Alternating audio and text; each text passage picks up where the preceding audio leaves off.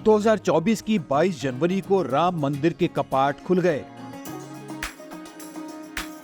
मंदिर का उद्घाटन हो गया। रामलला की प्राण प्रतिष्ठा हो गई। दुनिया भर ने देखा। प्रधानमंत्री खुद समारोह में शामिल होकर इसकी अगुवाई करते रहे।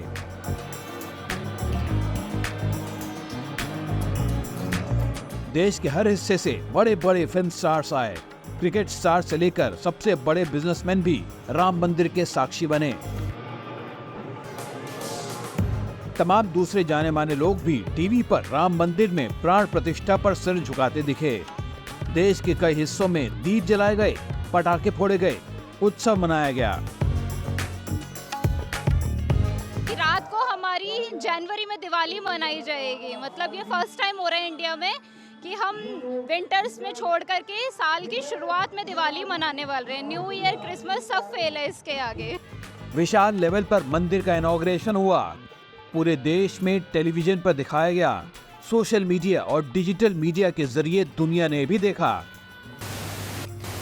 90 के दशक में इक्का दुक्का 24 घंटों के चैनल हुआ करते थे। आज 400 से ज्यादा चैनल हैं, अनगिनत वेबसाइट्स हैं, सोशल मीडिया है और इनके जरिए आप एक कम्युनिकेशन इंजन चला रहे हैं। एक ऐसी मशीन बनी है जो इस इवेंट को दुनिया भर में बहुत बड़े तौर पर फैला सके। मोदी का जो कम्युनिकेशन इंजन है दोस्तों, उसे कोई मैच नहीं कर सकता। फिलहाल उनकी इवेंट मैनेजमेंट स्किल्स को भी कोई हरा नहीं सकता। अगर राम और राम मंदिर 2024 के चुनाव के लिए मोदी और बीजेपी का ब्रह्मास्त्र है, तो इसका मुकाबला करने के लिए विपक्ष क्या कर रहा है? क्या है विपक्ष की स्ट्रैटेजी जिसके भरोसे वो बीजेपी को हराना चाहता है? सबसे पहले बात कांग्रेस की। पार्टी के नेता राहुल गांधी अयोध्या से सैकड़ों किलोमीटर दूर असम में कहीं पर लोगों को उनका स्थानीय कल्चर याद दिला रहे हैं। यहाँ पे नॉर्थ ईस्ट में आपकी भाषा को दबाया जा रहा है, आपके इतिहास को दबाया जा रहा है, आपके कल्चर को दबाया जा रहा है। अब इसका संकेत क्या है दोस्तों? यही ना कि राम मंदिर और हिंदू से ना राहुल को ना कांग्रेस को कोई लेना देना है। वैसे जिस पार्टी ने राम मंदिर का इनविटेशन ठुकराने में 2 हफ्ते लगा दिए हों, उससे एक स्मार्ट राजनीतिक मूव की उम्मीद करना बेमानी होगा। जब ये राम मंदिर का मुद्दा पहली बार 1988 में उठा, तब राजीव गांधी प्रधानमंत्री थे और उनके पास 400 से ज्यादा सीटें थी। अब क्या हुआ है, वही कांग्रेस पिछले आम चुनाव में केवल 51 सीटें लाती है। तो कहीं ना कहीं कांग्रेस की कमजोरी आज की राजनीति में डिफाइनिंग पॉइंट बन गई है। विपक्ष ही कमजोर बन चुका है, उसमें कांग्रेस भी सबसे ज्यादा कमजोर दिख रही है। और विपक्ष में कांग्रेस के साथी हैं रीजनल पार्टियां, यानी क्षेत्रीय दल, जिनकी अलग अलग राज्यों में सरकारें हैं। तो ये क्या कर सकते हैं? इसके लिए थोड़ा इतिहास देखिए।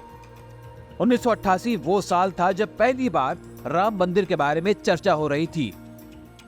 1989 में बीजेपी ने पालनपुर में एक प्रस्ताव पारित किया, जहां उन्होंने कहा कि हम पूरी तरह से विश्व हिंदू परिषद का समर्थन करेंगे राम मंदिर के मुद्दे पर। पार्टी ने यह भी कहा कि राम जन्मभूमि मूवमेंट में और रामशिला पूजन का जो कार्यक्रम उस समय हो रहा था, उसमें हम शामिल होंगे। बीजेपी को इसका फायदा कैसे मिला?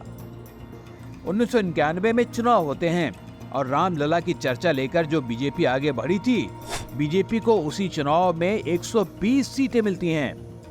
पहली बार 100 सीटें पार करती है पार्टी, जबकि बीजेपी को 1984 के चुनाव में सिर्फ 2 सीटें मिली थी। तो 91 के आम चुनाव में बीजेपी को 120 सीटें मिली। और फिर आप देखते हैं 1992 की घटना होती है।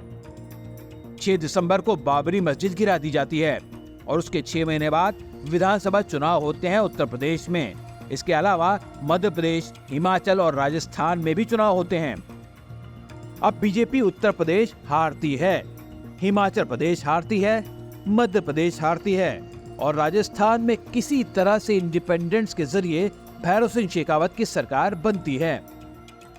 यानी आप देखिए दोस्तों, कितना इंटरेस्टिंग पॉइंट है। 1991 में राम रथ यात्रा को LK आडवाणी लेकर जाते हैं। राम भक्तों का जो पूरा मनोबल बढ़ाते हैं, उसका फायदा बीजेपी को मिलता है। और पार्टी का अच्छा प्रदर्शन होता है आम चुनाव में। लेकिन राज्यों के चुनाव में मस्जिद के गिरने के बाद बीजेपी को हार झेलनी पड़ती है। तो इससे कांग्रेस, विपक्ष और पूरे इंडिया अलायंस ने क्या सबक लिया है? क्या कोई सामूहिक रणनीति बनी है जिससे बीजेपी के हिंदू और राम मंदिर की काट निकाली जा सके? इनके अलायंस पार्टनर्स को देखिए। तमिलनाडु में डीएमके ने रेजोल्यूशन पास किया और कहा कि हम राज्यपाल पद को खत्म करने की मांग करेंगे।